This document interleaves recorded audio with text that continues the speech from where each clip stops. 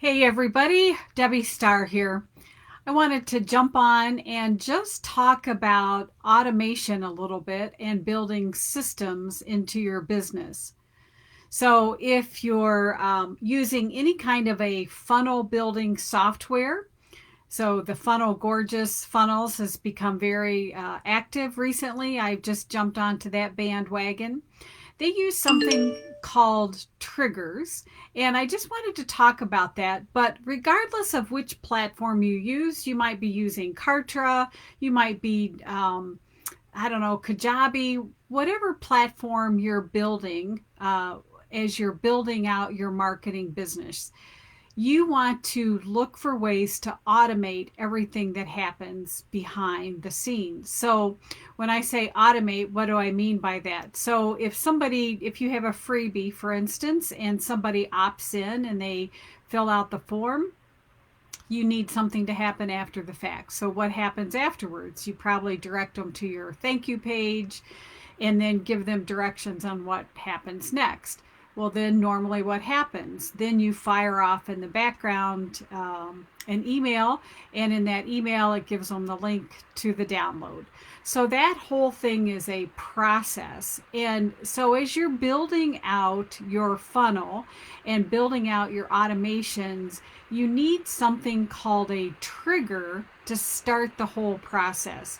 So just think about that, the trigger that actually gets something going. So as you're building your funnel, looking at your marketing campaign, just think about what trigger is it going to be? Is it going to be based on somebody filling out an opt-in form?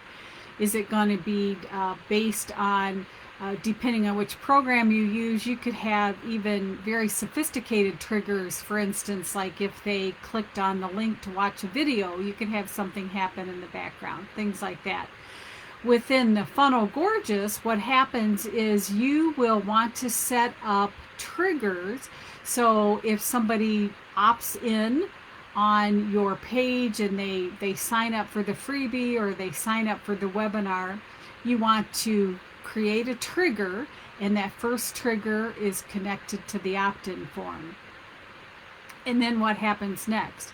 That's when you start looking at the automations. So you don't want to manually have to, somebody signs up, you don't want to manually email them saying, okay, glad you signed up, here's the link. So then you start building the automations. So generally speaking, an automation could be an email. It could be a link that they get sent where they can log into the membership area or the course area. Most of the time it starts off with some kind of a email, and typically it's a welcome email. So in that automation, you can tie it in with the program. You could put in their first name, for instance, that's pulled from the form, and let them know, hey, so happy that you signed up. Here's what's going to happen next.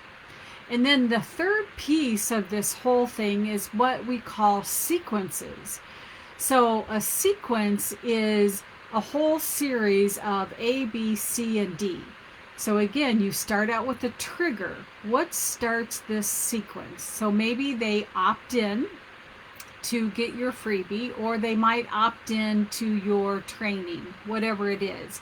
And then the first automation that would happen is you would send them, let's say, the welcome email or the thank you email. And then within that, there might be a link that they could go get that wonderful goodie that you've given them. The sequence that you're building, the email sequence, you might come up with a series of 3 emails. And the whole purpose of those emails really is to nurture that new lead.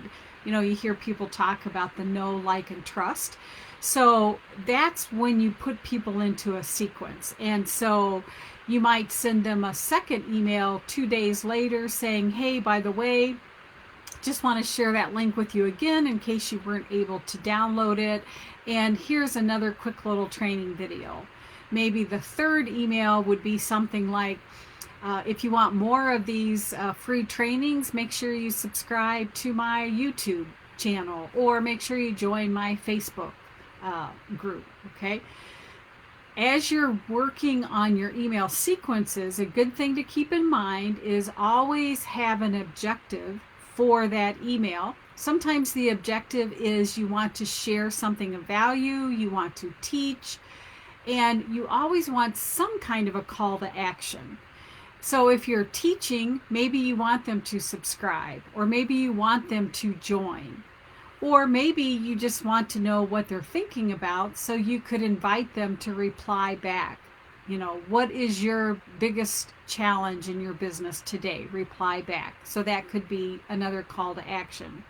You don't want to confuse your audience, so you only want to have one call to action and build that into your sequence as you're building out that campaign. So again, just a super quick recap. Uh, different applications use different words. If you're using Funnel Gorgeous, the word is trigger. And so a trigger is what sets the chain of events in place. Okay, so you need a trigger, something that sets it off. And then you want to build out or build in some kind of automation. When X happens, then do this. Okay. And then the third piece of that is build out a sequence so that when they come into this part of your funnel, where do you want to take them? Do you want to give them some love and nurturing and send them a series of emails? Or maybe it's a series of reminder emails saying, hey, thanks so much for signing up for my free biz assessment. I'll meet you in XYZ days, and then every day leading up to that, you might be sending them an email. Okay, so I hope that helps. Let me know in the comments if you're watching this, if you're watching live or on replay, wherever it is that you're watching. Let me know if you have questions, what kinds of things you would like to learn more as far as the triggers, automation systems, all of that kind of stuff, and I'll see you on the next one. Take care.